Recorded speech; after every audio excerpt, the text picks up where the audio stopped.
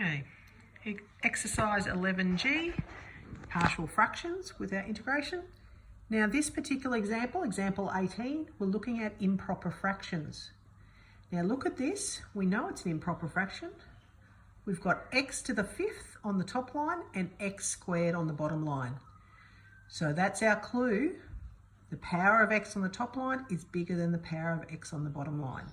So that's where we get improper fraction from. These ones you must divide first. So we're going to do a division. X to the fifth plus 2 divided by x squared, take 1. We've done these before. X squared goes into the x to the fifth, x cubed.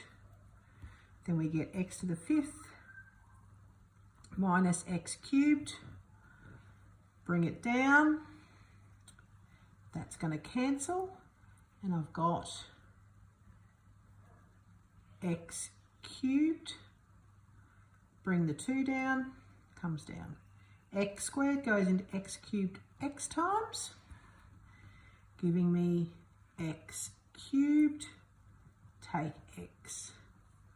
Bring it on down, we're going to end up with x plus 2. I'll just keep bringing my 2 down.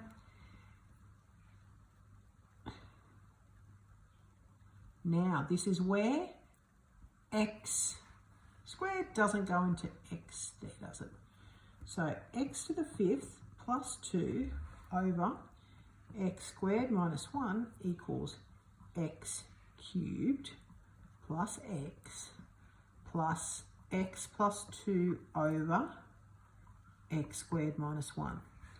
Because that's my remainder, isn't it? That's my remainder, and it goes over. So we've split it down, which is awesome. If we're thinking in terms that this is going to be a question we want to integrate, we know we can integrate x cubed. We know we can integrate x.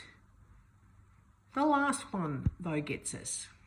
Okay, what are we going to do there? We could probably look at doing a bit of substitution, but let's do it with partial fractions. Now, x plus 2 over x squared minus 1. Now, look at that bottom. That's difference of 2 squares, isn't it?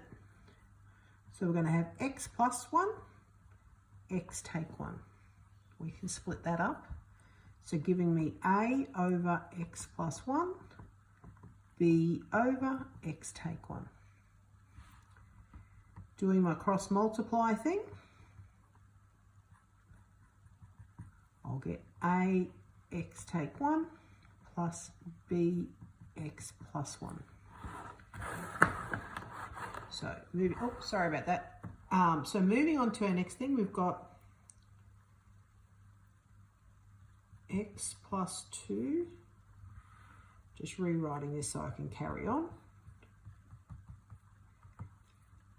On this side, I've got x plus 1, x take 1. I've got ax minus a plus bx plus b. Splitting this side up a little bit more. My x's, I've got a plus b, plus my numbers, I've got b take a. So when I go to equate, I've got 1 equals a plus b, and I've got 2 equals b take a. We could solve it, simultaneous equation. We've got 2 there. We could do it on our graphic calculator. It's a simple 2 one though, so I possibly could just go that b equals 2 plus a, substitute that back in over here. 1 equals a plus 2 plus a. Bring the 2 over, that's negative 1 equals 2a. A equals negative a half. So b equals 2 plus negative a half. B equals 1 1/2. Solving that out. So let's go back up, include our top one, which was x to the fifth plus 2 over x squared take 1. We now write that as the first bits we worked out, x cubed plus x plus, we've got, what was a again? A was negative a half. So we're going to have negative a half over x plus 1 plus b is 1.5 over, remember what was b over? X take 1. So this is, we fully resolved it using partial fractions.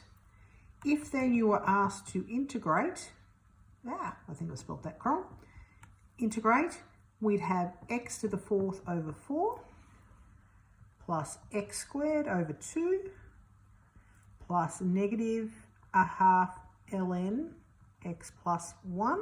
Oops, that should be absolute value sign, always with my logs. Plus 1.5, or I might even write it as 3 on 2, ln x take 1.